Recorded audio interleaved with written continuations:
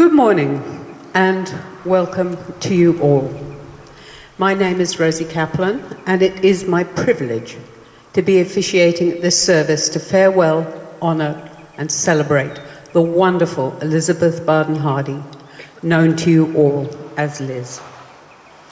Liz's three loving children, Lisa, Heidi and Dave, and her husband Bill and his family, all thank you for being here today to farewell her. They appreciate that you have put aside your usual daily tasks to be here with them to say goodbye to their loving, caring and very special mother, wife, mother-in-law, grandmother, sister, sister-in-law, aunt, and of course, the woman who was your friend. At the completion of this, our farewell, you are invited to join the family for light refreshments at the Ramada Hotel on the river at 2 Martin Street in Ballina. This is a wonderful opportunity to share memories and stories, laughter, and probably tears about Liz. Between us, we hold many different faiths and beliefs, and I trust that yours will hold you at this time, as we join here to mourn and honour Liz, to pay tribute to her, and to celebrate the life she shared with you. The end of Liz's good life was not easy for her, although her illness was very tough for all her family to witness as they cared for her. They gathered closely in her final days, and Liz died nestled in their loving embrace. This funeral is an important ritual and ceremony. It offers a place to settle and gather our sad hearts as we make the difficult transition from who we were when our dearly loved Liz was alive towards who we are going to be in this new world without her. Today's farewell can act as an important waymarker. In joining together today, we can become a community. We are all here for the same reason, and we have each brought our love and care with us today. We can focus these on holding and supporting Liz's family and each other as we make our transition into the new. Grief is the journey from what we knew to what now is. Deep sorrow is our close companion in this transition. Journeys to mourn our losses and settle our grief are hard roads to travel. Tears carry us in our mourning. They're healing, here today at Liz's farewell, and whenever and wherever they appear. Remember that your tears flow because of your love for Liz. Lunig offers us this poem. When the heart is cut or cracked or broken, do not clutch it. Let the wound lie open. Let the wind from the good old sea blow in to bathe the wound with salt, and let it sting. Let a stray dog lick it. Let a bird lean in the hole and sing a simple song like a tiny bell, and let it ring. I did not know Liz, but speaking with her children last week, I learnt about a non-judgmental, down-to-earth woman who was a devoted and caring mother, a loving wife, lifelong friend to some, and good friend to many. Someone who built warm relationships with many people from different realms of her community, always ready to help with compassion and kindness. Liz's life was a life well lived, a life of loyalty, honesty, and commitment. Michael Lunig's poignant words capture the values and insights that Liz lived by and shared with others. Love one another, and you will be happy. It's as simple and as difficult as that. There is no other way. We're now going to hear from Liz's family. Her husband Bill will begin. He will be followed by her daughter Lisa, then her son David.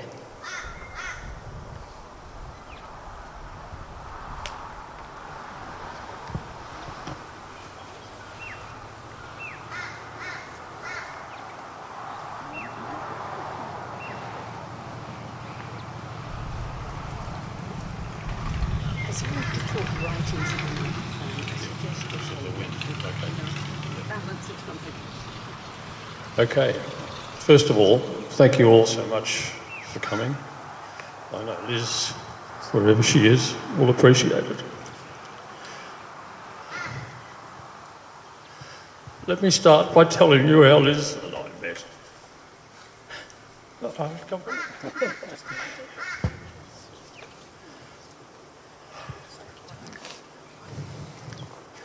In 1996, my sister Anne decided to have a dinner party to introduce a friend of hers. The friend was Liz. We hit it off right from the start. Liz did, however, comment to her closest friend Margie that it'll probably only last a fortnight. Turned out to be 28 years. One of the first things I noted about Liz was that she was a woman who got things done.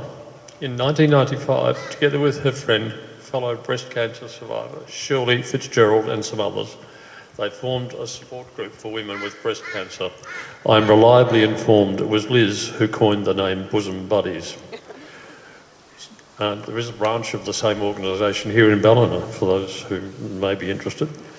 Soon after we met, while Liz was working at the Canberra Institute of Technology, she proposed putting together a culture and language course based on a textbook used in CIT's Italian language classes.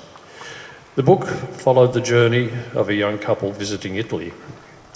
Now, the ANU had run such a course some time earlier and it had not been a success. So, to ensure that everything went smoothly, Liz was asked to do a preliminary visit to Italy to fine-tune the planning. She asked me if I'd go with her. Needless to say, I said yes, and our fact-finding trip was a great success. After our wedding in 1998, we would refer to it as our pre-wedding honeymoon. Now, Liz and I both love travel, and over the years we visited Italy again, plus Greece, New York, Ireland, China, India, and spent 6 months in South Africa. We also visited many of the countries of Southeast Asia together. Thanks, darling. Talk about a woman who gets things done. Once we'd settled in the Northern Rivers, 23 years ago, something like that, Liz took up teaching introductory Italian and French and still found time to be treasurer for a while of the Cherry Street Croquet Club. She played croquet, swam several times a week and rarely missed her mahjong sessions. She also took oil painting lessons from George Pardon in Broadwater, and she was an incredibly busy and efficient woman. Now, aware of the huge contribution to the Broadwater community made by one of its members, Liz put together a well-documented case for recognition under the Australian awards system. This solid, well-written submission resulted in the award of an Order of Australia medal to somebody here present today. I repeat, she was a lady who got things done. And all this was achieved with the quiet grace and style we're so familiar with. And always with that cheerful, gentle smile. Taken from us all too soon, she'll be sorely missed. But I will miss her as long as I live. Thank you.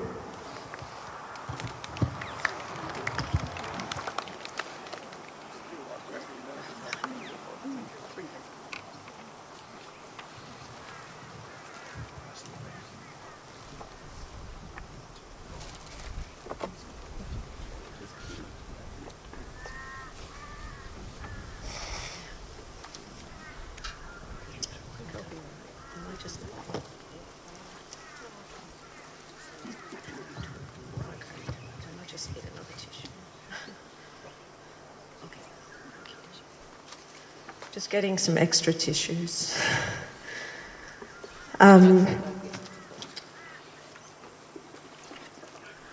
go to a lot of funerals in the Northern Territory and I've written quite a few obituaries.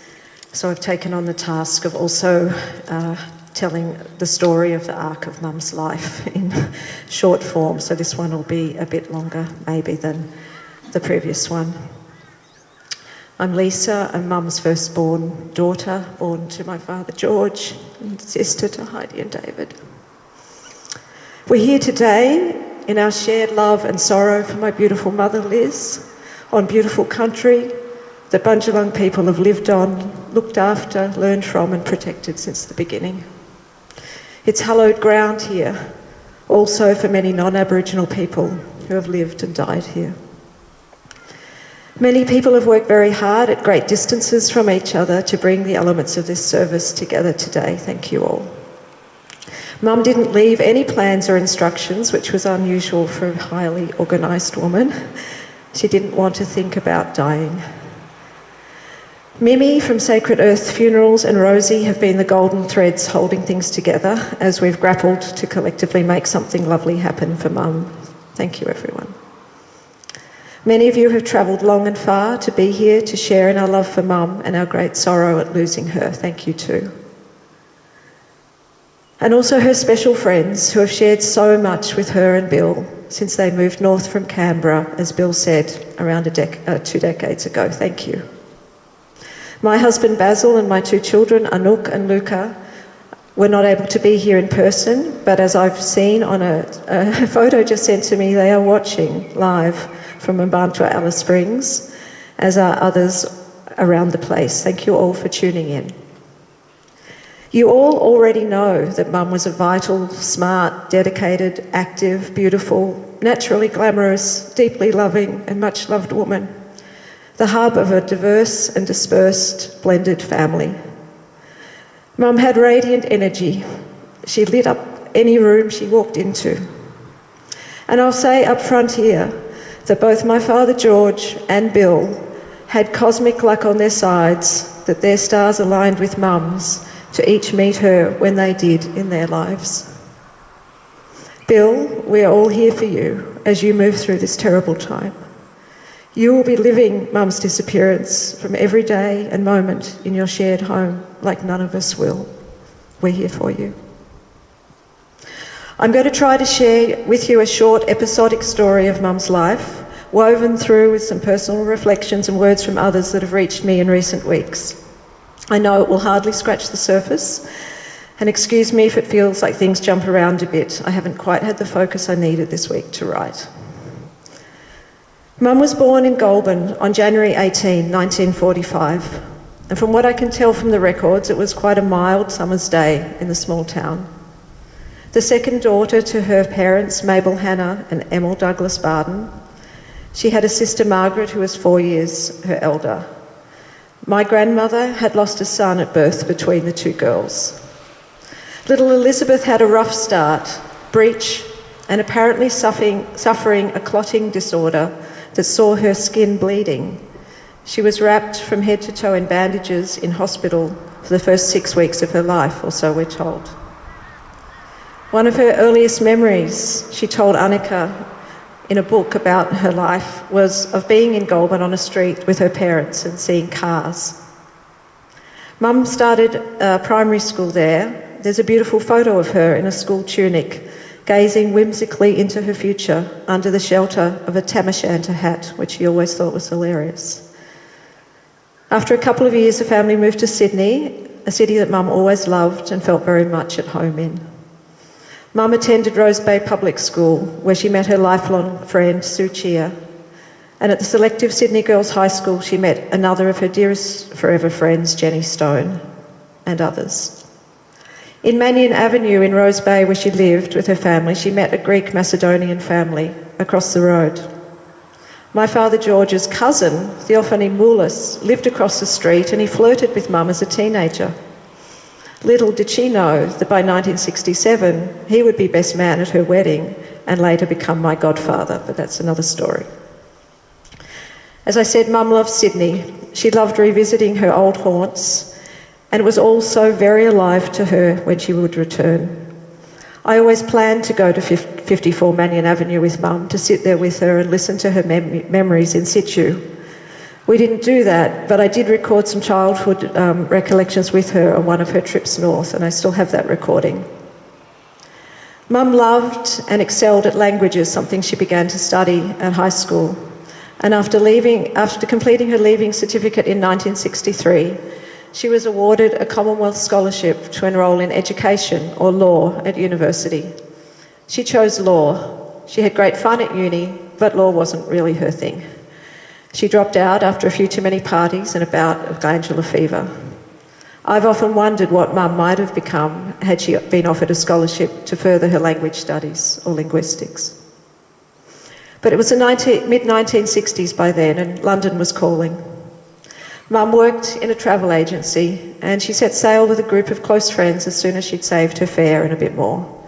It was a long and fun voyage via India and Egypt and other places. I have little to no idea what Mum's days or nights were like in London. I have vague stories about bath night happening once a week and hair setting with flat beer. Mum met our father George in London. 6 weeks later they were engaged, and back in Australia they were married in November 1967 in Sydney. I was born in 1969, a first grandchild for both families. Heidi followed in February 1972, and we lived in a flat above a chemist shop on Victoria Road in West Ryde. We had an asphalt courtyard as our backyard. In 1973 we moved to Canberra to be closer to both sets of grandparents who had retired there. Mum's parents adored her and she them, and so too did Dad's parents love Mum like a daughter. And she was very quickly a sister amongst Dad's siblings, Maria Eleni, Yanni and Margaret or Vicky, who are here today, and also to their partners Richard, Rufus and Steve Langley.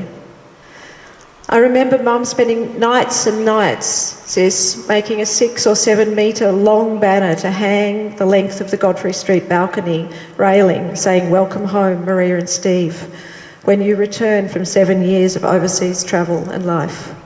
She cut pieces of Christmas paper and put them on a big roll of butcher's paper and made this sign. So thank you all for travelling on planes and trains and buses to be here with us today, so soon after your final visits to spend time with Mum in recent months. I'm speaking specifically to you three. And so too, Mum's very special friends here since the 1970s in Canberra, Marg and Chris Crowley, and also Ros Franklin, and my dear friend Holly, Ros's daughter. But back to Canberra. From a first rental in Red Hill, we moved to a house in Curtin. David was born in December 1974, and Helen Searle, Mum's cousin's mother, Desley, came to look after us. During that time she was in hospital. Our home was a short walk from North Curtin Primary School. Mum made and kept lifelong friends through our friendships, with Ros, with Helen and Jean Bridge, and with many others.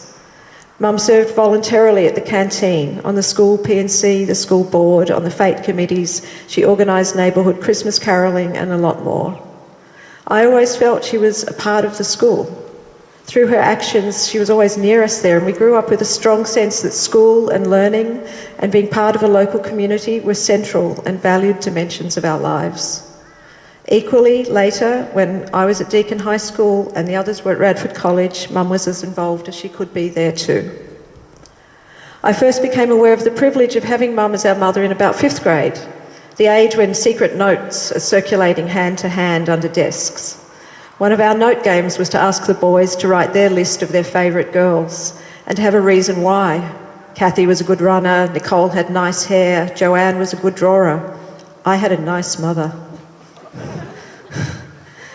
Under Mum's wings, at least half of our childhood afternoons were spent with our loving and loving grandparents on both sides. We often ate with our grandparents, intersected with our cousins and uncles and aunties at the Campbell house. We visited Maria and Steve's property Urubamba, later Gaia, outside of Canberra, and Vic and Richard's place in Gundaroo with Mum when our young cousins were living there. Our car rides hither and zither through the ACT were full of Neil Diamond, Edith Piaf, The Sound of Music, Charles Aznavour, Buddy Holly, Barbara Streisand. It was a cast of thousands. Mum was a loving aunt not only to the Canberra cousins, Simon, Samaya, James, but also Theo and Nikki Moulis's kids, Danny, who's here with us today, Anthony, Nick, and the twins, Madeline and Natasha, and also for her sister, Margaret's daughter, Tammy, who lived in Geelong. Tammy came to stay with us once or twice a year for weeks at a time, and Mum didn't blink at expanding her gang of 3 to 4 at those times, and we loved them. Mum was dedicated to family connectedness. She maintained a special individual relationship with each and every one in the clan. I mentioned Dad's cousin Theo earlier, one of Mum's neighbours in Rose Bay in the 1950s. Mum and Theo always had a cheeky, teasing relationship, although she was 10 years younger than him. Danny remembers their laughter. Auntie Poppy, Theo's sister-in-law, told me recently how wonderful Mum was at taking on all the customs, how she was always there to help anyone who asked, how open she was and what happy energy she brought to every family gathering. Theo's daughter, our cousin Natasha, wrote to me last week. She was so brave, Lisa, and her bravery and selflessness will continue to shine on you. As your cousins, Liz showed us motherhood and friendship, true, safe and healthy, loving, caring friendship, and my lasting forever memories from childhood was that parenthood and being a best friend is not only possible, it's normal. Liz shaped how I wanted to be as a mum. Liz holds a very special place in my heart. She was always funny, loving, happy to be goofy, and beautifully warm and loving. Her heart will live on in all of you. And Natasha's twin sister Maddie also wrote to me, "Your mama was one in a million. I have the fondest memories of her laugh, her fashion, and all the fun times at 7 Story Street and 24 Ferdinand Place. She was a blessing to us all. It saddens me to hear of her battle, and it inspires me to hear of her bravery. Her memory will be eternal, with so much love to you and your family." Like most full-time mothers, especially those doing a load of voluntary work, Mum had little time to herself. She played tennis with Marg and others, and she went to yoga once a week for some years. She'd pick up Chinese takeaway on the way home. Sometimes we'd wet ourselves laughing, listening to her yoga cassettes that encouraged the listener to let their buttocks melt into the floor. It's an image of your mother you don't have until you hear that. And with the help of the Women's Weekly birthday cookbook and her mother's little cakes, Mum threw us birthday parties to remember. Watermelon boats, French onion dip, and wafer and ice cream sandwiches. Those were the days. One of my favourites was my Greece party, circa 1977, when we converted our kitchen into a US-style cafe and we danced the whole soundtrack together, Mum as well. Mum loved a dinner party. One at our place had a wedding theme. All the guests wore their wedding dresses and suits. Going to the Chapel was playing on the cassette recorder, and we fell asleep to shrieks of adult laughter. Our Christmases were equally special, always right up until last year. Mum managed to fit over 20 people into our family room and curtain for lunch, and somehow have Santa arrive in the afternoon. Thanks, Uncle Steve. Without a doubt, a highlight of my children's lives also were Christmases with Grandma.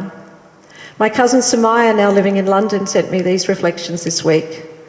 "I will never forget Christmases and other times spent at Story Street during the 1980s, hanging out together as different configurations of the group of us 6 cousins. Liz always making sure we had more than enough food, fizzy water, I had only rainwater at home, she says, baking dinner in the oven and watching Inspector Gadget. I think, Dave, you were responsible for that on TV. Liz was always checking that we were okay, and did I need anything else? But I do remember one particular story being retold in Story Street kitchen, says Samaya, of when Heidi had refused to wash her hair and Liz cracked a fresh egg on her head. On our annual pilgrimages to Shoal Bay through the 1970s and 80s, when Mum wasn't cracking eggs on recalcitrant kids' heads, she built lifelong friendships with the Brennan family. Thank you, Peter, for being here with us today. Mum loved your dear parents very much. And I will never forget the sight of seeing Mum and a couple of other women who were staying at the country club running out at a fancy dress ball, wearing their maxi nighties, chasing you, Peter Brennan, wearing only a towel. Maybe you were 19, and they were screaming, "Alvin! Alvin!" This was beyond pink lemonade in the Cane Lounge, and we had no idea what was going on. In 1980, Mum suffered a terrible double shock. A truck carrying tons of garden bark smashed into the back of our little white Fiat. It was the May school holidays. Us 3 kids and cousin Tammy were in the car. We'd been out shopping for things for my 11th birthday. I was taken to hospital unconscious with head injuries, and upon hearing about what had happened, Mum's mother had a heart attack. We were side by side in the ICU. It took me over 7 months to regain my balance and return to normal life again, ready to start high school. Mum diligently and gently took me to rehab for months on top of all else. And this whole time was dreadfully stressful for Mum and for the whole family. For a couple of years there, Mum and Margie Crowley took all their kids on school holidays to Mollymook. Paddle pops, outdoor movies, broken shower glass, Katie will remember that, and blowing gales on the beach, and they were fun times. In 1981, Mum re-entered the paid workforce, first at the Telecom Tower and later, after completing a travel agent's course at TAFE, as Bill sort of mentioned, she moved on to work at the University of Canberra and then CIT Solutions, a job that took her on trips to China. Mum was very close friends with our dear Curtin neighbours Wendy and David Yagos. In the early 1980s, she and Wendy formed a small publishing company and produced 2 children's alternative art books, selling over 15,000 copies from out of our garage and a few minutes on one of the breakfast TV shows. Pete, thanks to your father, I think.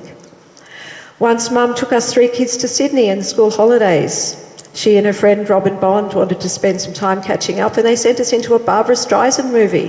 What could be better? But we were far too young to see the main event, featuring a hot young Ryan O'Neill with Barbara Streisand. And I don't know if Mum ever saw the movie herself or knew the steamy scenes that opened our eyes wider than they'd ever been. Bless the 1970s. In 1983, we travelled as a family to the US West Coast, and in 1984 to Hong Kong. In 1985, Mum took David to Denmark, to Legoland, and to the UK. They were flying over the Baltic Sea when Chernobyl melted down. Our family hearts broke over and over when we lost our 4 grandparents between 1981 and 1985. Mum lost her 2 beautiful parents in under 2 years. I always wanted to tell Mum to tell me what it was really like to lose your parents, to tell us how you do life after this most profound grief. And I never got to have that conversation with her. Mum loved our school friends and they loved her. My primary school friend Joanne Walters shared this with me this week. Your mum was absolutely one of the best. I always felt so welcome and comfortable at your house when we were younger. I remember your mum for her dry wit and observations, her amazing outfits, and most of all, her kindness, fairness, and generosity. And from Kate Lamont, I have so many memories of her smiling face and kind heart. My heart is broken now with yours, Lisa. When my cohort was old enough to have our driver's licences, Mum and Dad left one of our Fiats, as well as the house, and Mac might remember this, to a group of my male friends to mind while we were away, and God knows why they did that. The Fiat, from all accounts, got a very good workout all over Canberra and beyond. Luke, in South Africa, still smirks about it. I think Mum always assumed as much would happen, and she loved their cheeky spirits for the fun that they had. I left home in 1987. I was 17, and Mum was proud that I'd done so well at school, that I'd gotten into medicine, but she never pushed me down that pathway. She knew that I needed to see the world first, to get out of Canberra. She trusted me to find my way safely around Europe. She was always there at the end of a weekly reverse charge phone call, a lifeline for me at times. While I was at uni, I became a de facto stepmother to Lillian, co-parenting her with her parents Ian Tulloch and Monica Truppager, and also Julian Goff. We lived in group houses and we loved Lily to the moon and back, and Mum extended her love and sense of family to Lily, to Mon and to Ian and to their families too. Little did we know in 1990 how much deeper this kinship would run 25 years later. My final honours year at uni in 1992 was tough for me. I was unwell and I was struggling to complete my thesis. Mum moved in with me for a couple of weeks in my hot Newtown Terrace house to get it all typed up for an extended deadline submission midsummer. 2 computers, a dot matrix printer, and many late nights and exhausted tears later, and I got it in, and I got first class. I couldn't have made it through that last stretch without her dedicated help, cooking, flowers, and restaurant trips on the strip. In the words of my favourite writers on love, loss and grief, Nick Cave, he says, if the undercarriage of your life is motherly love, it doesn't necessarily prevent you from falling, but it can prevent you from falling all the way. I'm with Nick in saying that my loving mum's unconditional support has enabled me to do whatever it is I've done in life. Most often when Mum would leave me a voicemail, she'd say, "It's only me." Mum was never only anything. She was everything to us. Strange things started to happen to Mum's health in the 1990s. The nuclear cloud, flight and stress were no doubt antagonists. In 1994, she had a mastectomy for a rare tumour. that I believe was sent to a lab in Paris for further study. We never did hear what that came to, and I had a terrible car crash not long after. Soon after these things, her marriage to Dad ended. Within a couple of years, as we've heard, Mum met Bill. They married in 1996 in Canberra. And not long after, they bought a home in the suburb that we refer to as Swingers Hill, but is called Swinger Hill. When I was setting out for graduate school in New York in 1995, Mum came and spent a few weeks with me in a house in a rice field in Ubud in Bali. We loved the peaceful time together there, getting to know local people, and as it turned out, some members of Bill's extended family by a very strange coincidence. Mum and Bill visited me in New York in 1998, a special time for us all, and in 1999 she attended, I think this is the right year, Heidi, your wedding in South Africa, one of many trips there while Ella and Annika were young, including living there for 6 months with Bill at the start of Annika's life, and I joined them for a period then. I can barely imagine how Mum felt when I was stuck in New York during 9/11 with no communication lines open. Shocking. It was shocking, Lise, was all Mum said when I asked her about that time just a few weeks ago. I lived with Mum and Bill for 6 months when I returned from New York to Canberra in 2002, preparing for my graduate school exams and fieldwork in Central Australia. And as I wrote my PhD in Alice Springs, Mum transcribed hours and hours of my interviews. This was invaluable to my work, and I think she learned a lot about the life experiences, cultural aspirations and struggle for survival of Aboriginal people in the process. Mum respected the work I do, even if she didn't always know the details of it. She understood and respected that I don't do it for material gain. She couldn't always understand our persistence in living and working in the trauma zone, but she never questioned my personal commitment to working for social justice.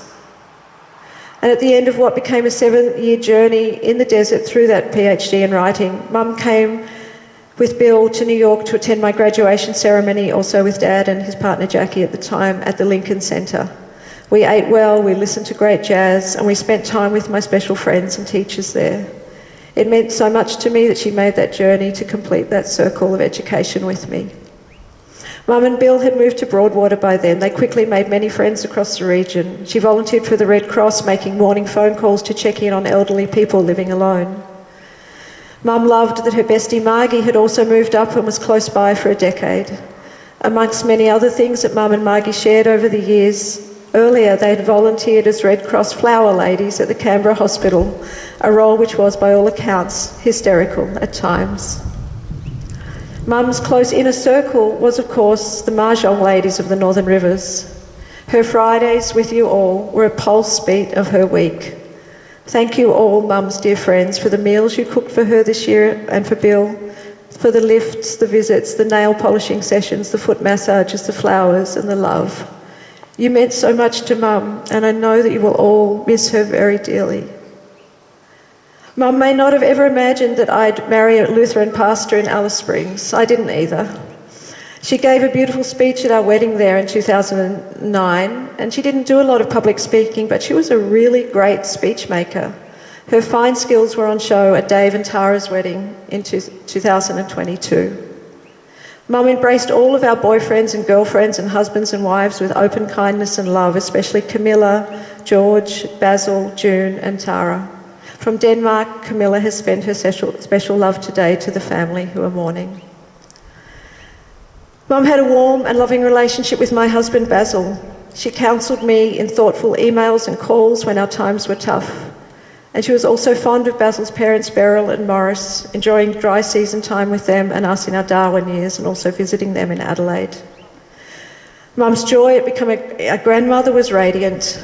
She loved you, Ella and Annika, and Anouk and Luca, who are watching on the live screen. She loved you so much, and you know that. She was kind and generous, fun and utterly at home in her grandmotherly skin. I hold very special memories of time spent with Mum through my infertility, pregnancy loss and IVF years in Sydney. She was with me at the clinic for the procedure that put the cell form of Anouk into me. She was present at Anouk's birth. And I promise that Mum shot one of the world's most avant-garde birth videos you might ever see. On my iPad. Mum and my midwife Marg would catch up in Darwin for years afterwards, including last year when Mum and Bill came and spent a week with us in a beautiful Troppo house. Mum and I spoke almost every day in those first wonder-filled, challenging, tiring years of being a new mother in my mid-40s, as our beautiful children blossomed into the atomic rainbows they are today. I wished like crazy that we lived closer, or that we could see each other more often, and sometimes it broke my heart that we couldn't. When Anouk was very young and I was restarting my university careers, Mum made trips to Sydney to help me manage the juggle. These were very special times for us as a trio, and likewise a beautiful trip together was made to Bali when Anouk was almost 2 with me. Again, when I needed to be in Sydney for Luca's birth and his surgery at the tender age of 9 days, Mum came to help look after Anouk. And Anouk recently wrote a letter to Grandma, and she said, "I loved it when I was 2 and Luca was getting born, and you came to Sydney to keep me entertained. I loved spending that time with you." During this time, Mum forged a lovely friendship with our host, Eileen Perkins, my friend Rachel's mother. They all sent their condolences to us today, and likewise our West Papuan family in Darwin, Amanda, Henk and Regina, whom Mum came to know and love as well. Mum was with me in Sydney through Luca's second surgery at the age of a year and recovery, and she was worried, but she also inspired hope. She extended her sense of family and love to Bill's children, Anitra, Daniel and Liam, and later to Daniel's and Liam's children. Likewise to our 2 au pairs, one of whom, Sarah, has travelled from Cairns to be with us here today. Thank you, Sarah, for coming to support me yesterday in my visit to sit with Mum and to lay sunflowers on her basket at the sanctuary. As Bill has said, in her later years, Mum converted her Italian learning into Italian teaching. And in Ballina, she loved doing it for years, and she wanted to travel to Italy again, and she should have. Had neither of the health stories that we were both each dealt with this year eventuated, my family was planning to be overseas now, and I was planning to invite Mum and Bill to join me for that part of that, to discover ancestral places on her side of the family in the UK. It's so sad that these things will never happen now. Our other Swedish au pair, Anna Lantz, who is currently with my family as I move through my own treatments, has sent this message. "Liz was the kindest person ever. Thank you, Liz, for giving me a home and family love when I needed it. Thank you for opening your heart to me. Thank you for knocking on my door in Ballina at your home in December 2018 and giving me a packet of gluten-free cookies saying, 'Oh, you can eat these, I found them for you.' I think you confused me with being vegetarian with being gluten-free and diabetic, but it was one of the many kind gestures that was and always will be you, Liz. Thank you for playing a beautiful part of my life that I'll always carry with me. Rest easy. You'll always be with us." And as Bill has said, Mum loved travelling. They not only visited New York twice, but they also travelled to India, Japan, Greece, and throughout Southeast Asia and Ireland. They had plans to travel to France in 2020, and we all know what happened that year and the year after and the year after that. Still, across the COVID years, my family somehow managed to make it to Ballina each Christmas. We didn't miss one, although we did have to cross back and forth to Queensland and all have PCR tests in Byron Bay on the way back at one point, and I forget why, and it was all a huge drag. But Mum was there to help it all work out, snacks in hand. We weren't so lucky when Mum and Bill tried to come to the Northern Territory in 2021. They managed a single day with us and a short trip to Uluru before the drawbridges were pulled back up and they skedaddled home. Travel takes planning, organising and schedules, and Mum was a mistress of these things. She kept the books for the croquet club, she kept spreadsheets for her bills. Mum hated being late. She was a timekeeper in HSC exam rooms and anywhere else. And indeed, it used to freak me out on day 1 of our annual summer visit when Mum would ask me the plans for the day we'd be leaving. In return, I used to tease her when she made flight bookings, sometimes months in advance, and I'd ask her immediately, "What are you wearing on the plane?" Mum was an helper extraordinaire, and so great was her enthusiasm for helping that I sometimes had to ask her to please check in before you jump in, lest my own plans be derailed by her already rolling wheels. And Mum took pleasure in saying that she hated Facebook and IKEA. Fair enough, I'd say in reply. Our annual family trips to stay with Grandma Liz and Grandpa Bill were the highlight of our kids' years. They were everything good a child could look forward to at the end of the final hot school term in one warm, sweet bundle. When I asked Luca to write down some words that reminded him of Grandma, he offered Christmas, kind, fun, beach. Anouk went into greater detail, addressing Grandma while she was still alive. I love getting off the train at Rabina and seeing you there. I love the long drive home, even if it is a bit boring sometimes. And I especially like getting to your house and seeing the Christmas lights up and coming inside for dinner. I love getting Christmas lunch ready with you, setting the table, cooking and making the bonbons. I love Christmas morning, waking up and coming up the stairs to see all the presents, the eaten food that we've left out for Santa, and most of all, I like giving you the presents that I've made for you and opening the ones that you've given me. I love going to the beach in Ballina, Grandma, swimming, boogie boarding and playing in the sand, but it was always better when you were there.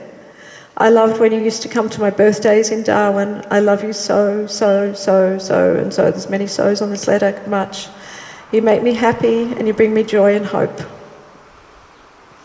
Anouk and Mum adored each other in a very special woman's way, I think.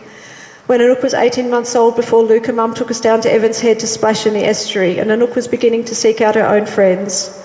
We sat there and we melted when she approached another little girl with a bucket, and pointing backwards towards the two of us, she proudly told the girl, "Gamma." Not Mum, Gamma. Anouk is a performer. Mum took her to see local pantomimes, and she always expected and hoped she'd see her on the stage herself one day. I have no words at this point for what the loss of Grandma Liz means now will mean into the future for Anouk and Luca. We are lucky to have hundreds of photos and some videos, but nothing will ever fill a Grandma Liz-sized hole in the universe. Dear Luca was with Mum right before her death, and he embraced her in death. That's quite something for a 9-year-old boy, not quite 9. Mum lit up to greet him the day he arrived, the day before she died. She hugged him close. And later he said to me, "Mum, it's like there's two Grandma Liz's, the one we always knew, and this one, it's different." He knew what was happening. Anyone who witnessed Mum's decline this year would have felt the same. It was harrowing to watch her debilitation under the braided ravages of chemical treatments, pain, strong analgesia, depression, fear, and in the end, malnutrition. Having not quite attained the age of 80, nor the average lifespan of Australian women, we might agree that Mum's death through this very crappy illness perhaps confirms the folk theory that the good die young. Why this might be, no one will ever know. And then there's the C word, cancer. I've learned a thing or two about this myself this year. I've also worked in regional and remote health research and service delivery for years. Good medical oncology and good nursing care, both of which Mum received, absolutely must be integrated with equally good mental health and holistic wellbeing services. People suffer unnecessarily when it isn't, and sadly most places outside of our largest city's best hospitals do not yet offer integrated services for cancer patients. When I'm through my own treatment soon, I'll be putting energy into advocating to redress this disadvantage. I believe Mum might have had a better time of many things this year had she not been faced with the relative paucity of services in the regions. Everyone deserves better. Mum's and my cancers were different, and I'll leave it to your imaginations to consider the unspeakable pain of mother and daughter facing one another, knowing that one prognosis is good and one is not so good. Mum lived long enough to know that one of my illnesses is in remission now. And I know she'll be with me as my good doctors and other healers finish up the other one. I really wanted to see the day when we could celebrate all of these things being gone, ideally from both of us. Some pancreatic cancer patients these days are surviving for longer than they used to due to new research and treatments. If you'd like to donate to the PanCare Foundation, there's a QR code on the back of the service booklet. We're all feeling acute pain at losing your mum. You're our mother, our granddaughter, you're Bill's wife, you're a sister, an auntie, a friend, and I'm sure it doesn't seem possible or real to many of us or all of us here that we are going to move on without you. To quote Nick Cave again, grief and love are forever intertwined. Grief is a terrible reminder of the depths of our love, and like love, grief is non-negotiable. There is a vastness to grief that overwhelms our minuscule selves. We are tiny, trembling clusters of atoms, subsumed within grief's awesome presence. It occupies the core of our being and extends through our fingers to the limits of the universe. We all wanted to be planning Mum's 80th birthday this spring, not her funeral. And we should have been. Mum was, by all age counts, supposed to be the last one of our parents to die. She was looking forward to reaching her 9th decade and for living for years beyond. And she prepared for this by having knee surgery only this year, only a month before her diagnosis with cancer. And she got through that operation really well. But the best laid plans will always be unsettled by those unfathomable forces of life and death. Bill, Heidi, David, Annika, Yanni, Luca and I were privileged to share Mum's last moments, hours and moments with her. To be holding her lovely hands and hearing birds sing through fresh air as her pulse dimmed and her warmth faded. She knew we were all there with her, and she knew we didn't want to lose her, and she knew that we would hold each other together when we did. The moment of death is sacred. It's immense. If this makes sense, it's infinitely finite. Another of my favourite writers on all things existential, Maria Popova, reminds us that our finite minds find it very hard to grasp a timeless and infinite inanimacy. It's a void beyond being the unique living singularity that we each are for a time. My kids have a book called We Are All Stardust. One of the meanings of this phrase is that the dead really are literally all around us. The mysterious laws of the cosmic creation of the universe, of this planet, of us and of all other living beings and inanimate forms like rocks and dust, mean that whether we are buried at sea or on country or cremated or even eaten by a lion, after our material bodies ends, our atoms in time will commingle with all other atoms in the great ecological systems of this beautiful planet's earth, air and water. We are of our mothers and our fathers created. We are grown of our mother's flesh, and we are of them born. From our origins are the few utterly unique cells that we are made of. We are made of, and we eat and we drink, and we breathe in particles of all other life around us, and life that has come before us. And these become us too, and on it goes. What this and my kids' Stardust book means is that we never really die. I've watched grandmothers tending gently to their little ones in cafes this week. I've gazed at women mums' age chatting over coffee together. And I've been stopped in my tracks by women looking just like Mum from behind in stature and clothing and gait and more. Mum's everywhere, and she always will be. Forever loved and forever sparkling. I've spoken for a really long time. Thank you for your forbearance. It'll be lovely to hear what you all might have to say about Mum too. And if you don't want to get up here, there are pencils and papers in a basket, and we'd love to read your recollections in time. Thank you so much. I do have one more thing to read from my husband, sorry. And he's written this on behalf of him and the kids. This is from Basil Schild. Liz was welcoming and caring and generous and considerate and kind and loving and gentle and honest and compassionate and calming and understanding and supportive. She was a loving mother-in-law to me and a loving grandmother to Anouk and Luca, who know that she loved them and she cherished them. We will miss her so very much.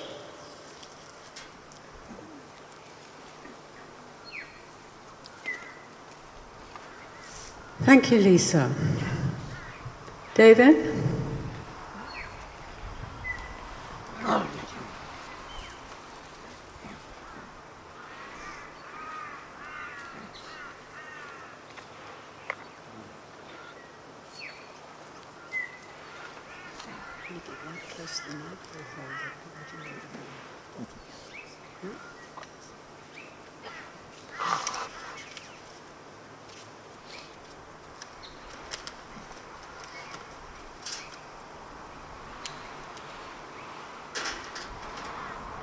Good morning. As a child, I had many terrible haircuts. That's 1-0 to Mum.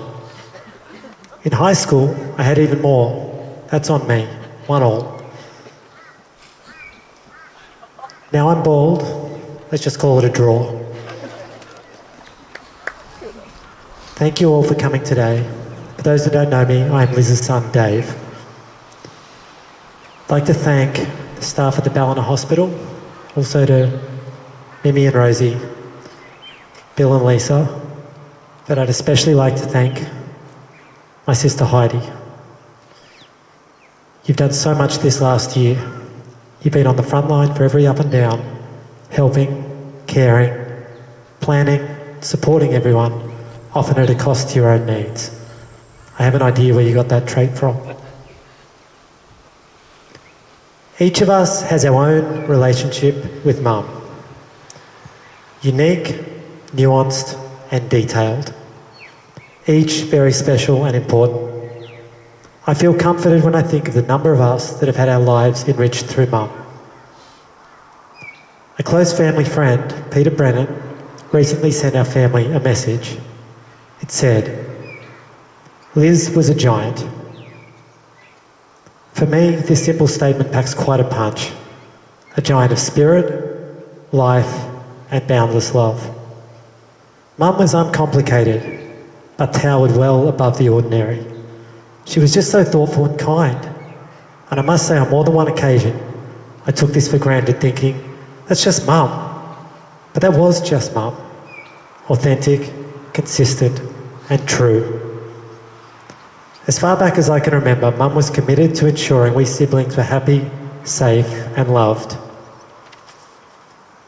I've come to realise this is the greatest gift anyone could ever receive. Kind of like winning the lottery. Every day, for decades, only much better. One of my earliest memories is of Mum teaming up with our next door neighbour Wendy Yagos to create a small publishing company in the 80s, as earlier mentioned. Together, they poured their energy and passion into producing 2 innovative art books and hit the road to sell them. I can still picture Mum standing outside Collins Booksellers in Woden during Friday late night shopping, holding a book in one hand and a microphone in the other, enthusiastically drawing in passers-by. To me, she was a rock star. Back then, I thought this was just something mothers did.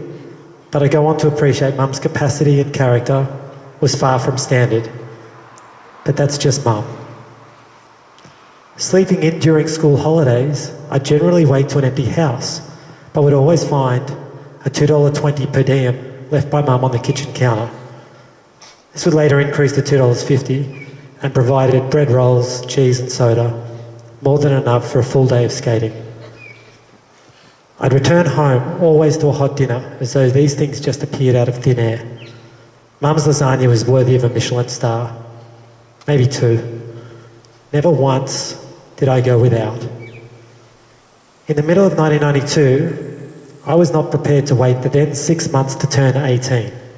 I needed a fake ID. At the time, the graft was best achieved by altering a student card. The process was simple and quick. I open a card of someone who was of age, in my case Mark Travers, cut out and swap the photo and glue it all back together, a process of no more than 2 minutes. I waited for a Sunday when Dad was at work and Mum was out. I heated up the iron, grabbed some scissors and glue and got to work. Midway through, our landline rang in the next room. Hello? Oh, hi. Nah, nothing much. Sure, I'd love to go for a skate. I'll see you soon. And I grabbed my board and ran out the door. Much later that afternoon when I got home, Mum yelled out, "Hi Dave," from the other room, followed a little matter-of-factly by, "Don't worry about the ironing, I took care of it for you." And that's all that was said. My 18-year-old dream was now in the bin. Mum didn't dwell on it or make me feel any more stupid than I already did. Even when I was playing up, she couldn't help but be kind. But that was just Mum. Mum always seemed to be around at the right time. She happened to be watching from across the street when my friends and I learned to skate handrails. She later told me how difficult it was to watch us falling so hard and not to rush over and convince us to stop. But Mum had a natural instinct to know when to hold on and when to let go. My friend Matt Brown recently wrote to me, "I remember your mum turning up to the skate shop and other places we hung out at from time to time. A lovely lady. A cool skate mum." When a change of life circumstances saw Mum and I living together in Kingston and me theoretically being more grown up, Mum still couldn't help but be protective. Mum's intuition was strong. I had no idea she'd realise I was planning on getting up to no good, but she would. And rather than tell me off, she'd simply offer an alternative. "Hey, why don't you and I play Mahjong tomorrow? I'll photocopy the hand charts and teach you some new ones." Her invisible hand was a gentle superpower, but that's just Mum.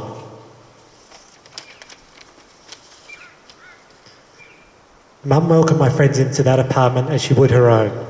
They all loved her and she them. Mum was always part of the inner circle and knew everyone by nickname. Everyone genuinely enjoyed coming around much more when she was home. Our lovely neighbour Cassie Collier sent me a message last week. "Liz was such a phenomenal woman with a sparkly, mischievous and loving spirit. We were so fortunate to have you as neighbours. We needed Liz's friendship, chats, support and wine more than she knew." I'll now read a list of things that Mum didn't like other than Facebook. Well, with that done, I'll move on. Actually, there were two, maybe more, perhaps you know others. Mum really didn't like being in close proximity to birds. I'm not sure where this originated, but it really freaked her out. And many of you will know that Mum had a bit of a thing about grammar and spelling. You're in hot water if you split an infinitive, misplaced a modifier, or used there or there instead of there, and you were completely on your own if a comma poked its head around the wrong corner. As Bill mentioned earlier, Mum co-created Bosom Buddies, the social support group for women living with or having treatment for breast cancer. This is when I really became aware of just how driven and strong Mum was, navigating complex health matters with grace and determination. She helped organise a fashion parade fundraiser, part of which involved convincing the ACT Brumbies, many of whom are also Wallabies, to participate. But of course Mum was striding down a catwalk in her 50s after beating breast cancer on the arm of a humbled Wallaby, because that's just, you know who.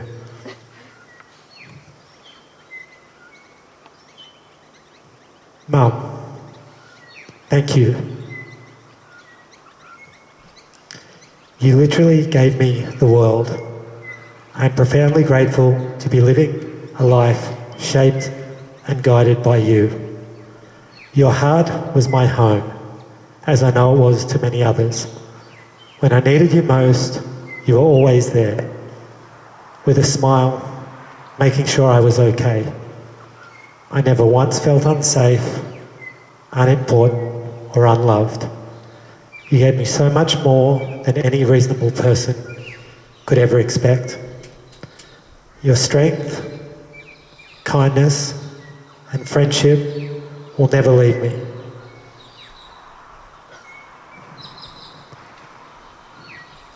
I know I have to say goodbye,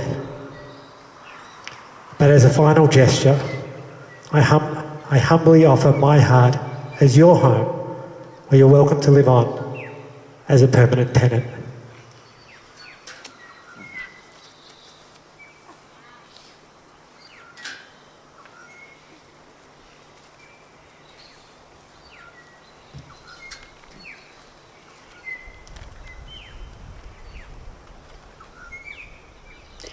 I'm just going to suggest we all take a breath in and out.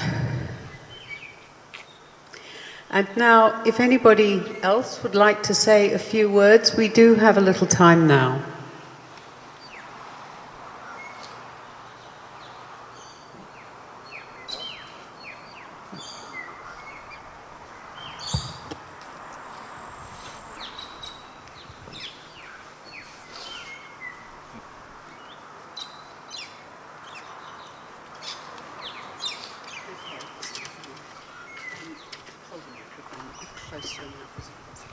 Okay, right. I should have worn the Mambo shirt. Looking at the women here, yes, right, okay. My name's Paul, friend of Liz. Well, I hope I was a friend of Liz. Our A team has lost its first member, devastating to a close group of friends, but the ripple effect goes much wider in expanding circles that have no end. A wife, a mother, an Omar, a teacher, a neighbour, a croquet opponent, a regular shopper. Liz will be missed by a lot, missed by many, but not forgot. Unfortunately, Liz impacted my life for a short time, but our friendship was immediate and strong. The laughter, the champagne, the challenges of rural life, warmth and friendship so freely given. Memories of those days will live with me forever, and I know I'm not alone in experience this time of smiles and tears, recalling time spent with Liz through the years. The circle of life begins with our birth, a condition for us to be on this earth. The size of our circles completely unknown, small or huge, we each have our own. But the size of the circle is not the size of a life. The size of a life is in our own hands. What we do with our time is not limited by any bands. In my eyes, my friend Liz had a big life. She didn't muck about. She grabbed life by the throat and shook it, and then dealt with what bits fell out. Like many others, I'll miss you, Liz. Your laughter, your warmth and your strength. I'm saddened that your circle has closed. Rest in peace, dear friend. Thank you. Anybody else?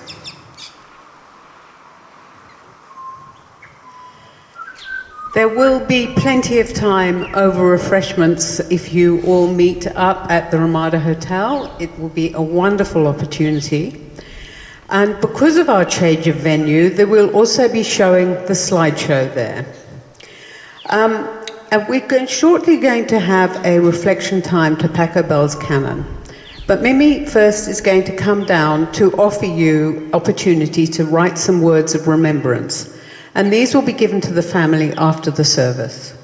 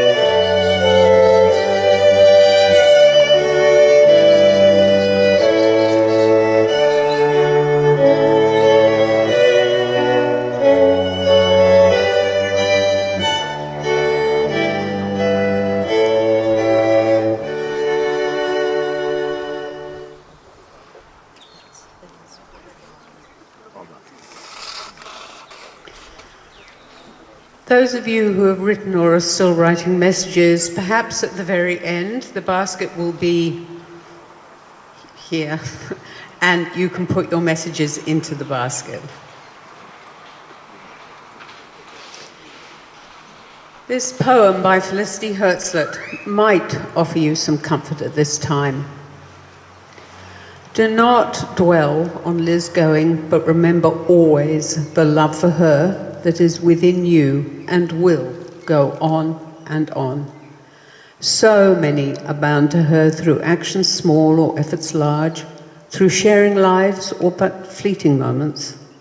It is love that lives on, love which sustains and dulls the pain of earthly parting. Liv's life here amongst you all has ended. We give thanks for a generous, nurturing and caring life shared. We give thanks for Liz, the years we shared with her, the good we have seen in her, and the love we have received from her. She now lives in the fondness of our memories and in the tenderness of our hearts. We have been parted from Liz, but none of us need ever be separated from the love we shared. We are glad that you lived, Liz. We are glad we have seen your smiling face, felt the touch of your hand, and the warm strength of your hugs. We cherish the memory of your mothering, your care for others, and your strength. We cherish your friendship, but most of all, we cherish your love.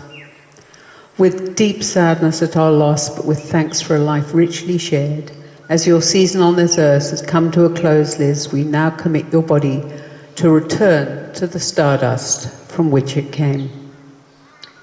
We have been parted from Liz, but none of us need ever be separated from the love we shared.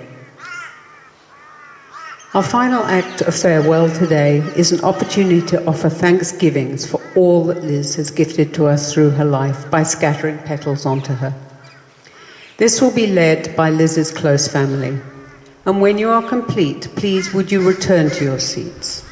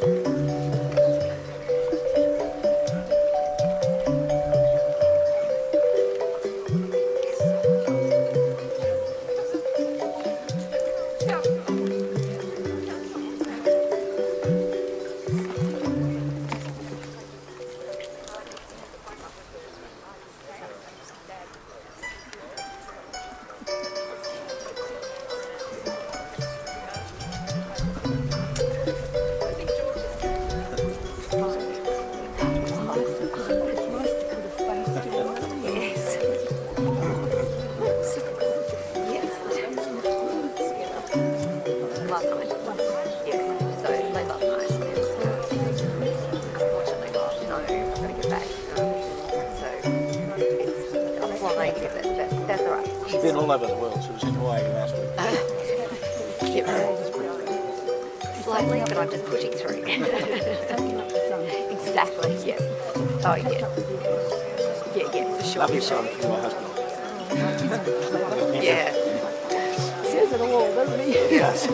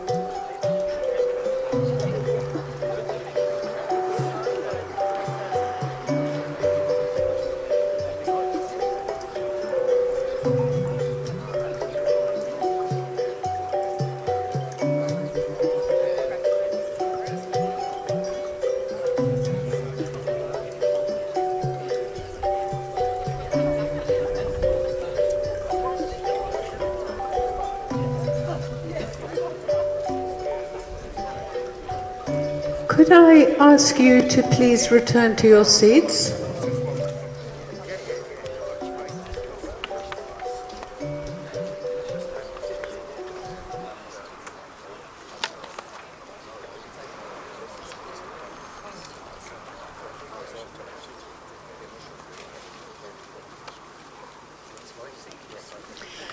It's wonderful to see you start already being so convivial, and I'm sure you're going to have the most amazing wake at the Ramada Hotel after this.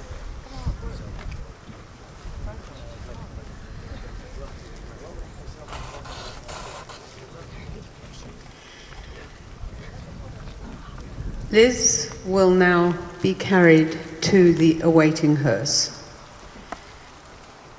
And I would like to invite Mimi to come forward to arrange and organise, and when she's ready, she will call the pallbearers forward. Thank you.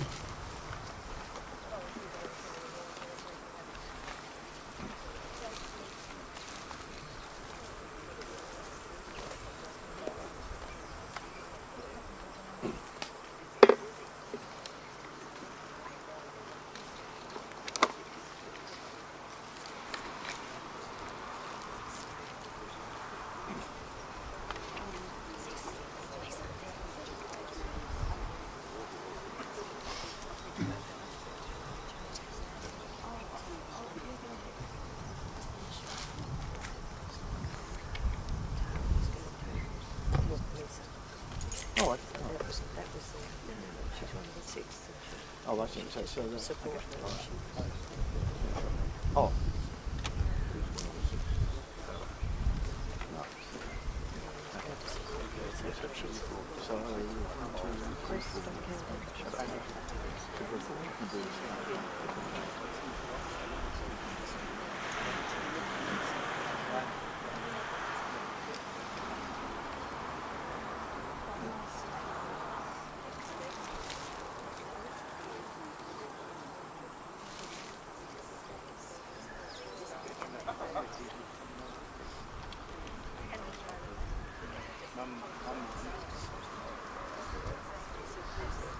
May I have the pallbearers, please.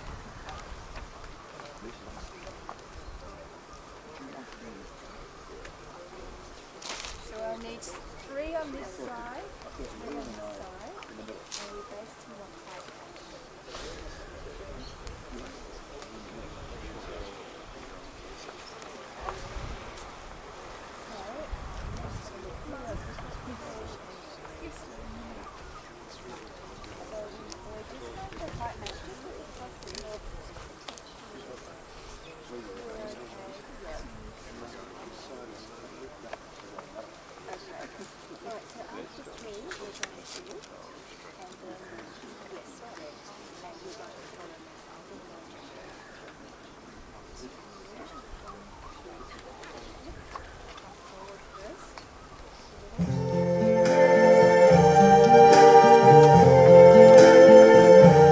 I see trees of green, red roses too. I see them bloom for me and you. And I think to myself, what a wonderful world.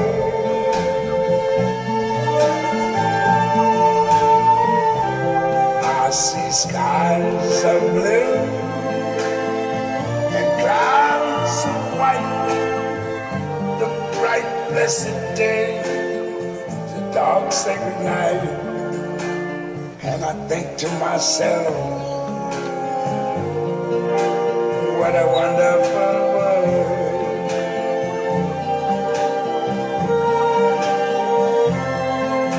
The colors of the rainbow, so pretty in the sky, are also on the faces of people going by. I see friends shaking hands, saying how do you do. They're really saying I love you. I hear babies cry, I watch them grow. They're like much more than I never knew. And I think to myself, what a wonderful world.